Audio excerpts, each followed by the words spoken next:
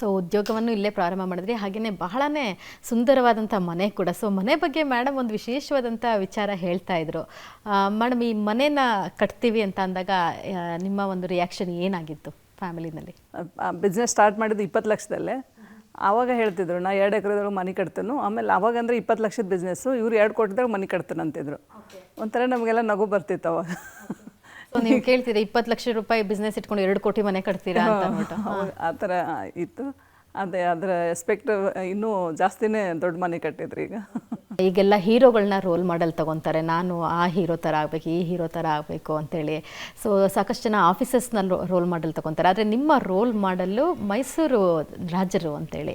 ನಾಲ್ವಡಿ ಕೃಷ್ಣರಾಜ ಮಹಾರಾಜರು ಮೈಸೂರಲ್ಲಿ 100 ವರ್ಷಗಳಿಗಿಂತ ಮೊದಲನೇ ಟೂತ್ಪೇಸ್ಟಿಂದ, ಬಾತ್ ಸೋಪಿಂದ, ಪೂಜೆಗೆ ಮಾಡುವಂಥ ಅಗರಬತ್ತಿಯಿಂದ ಒಂದು ಮನೆ ಬೇಕಾಗುವಂಥ ಸಿಮೆಂಟು, ಸ್ಟೀಲು, ಅರಿಬಿಗಳು, ವಿದ್ಯುತ್ತು, ಪೆನ್ನಿಗೆ ಇಂಕು, ಮಸೆ, ಪೇಪರು, ಇವು ನಿಮ್ಗೆ ಏನು ಹೆಸರು ಹೇಳ್ತೀರಿ ಅವನ್ನೆಲ್ಲನೂ ಆ ಕಾಲದಲ್ಲೇ ಮಾಡಿದ್ದಾರೆ.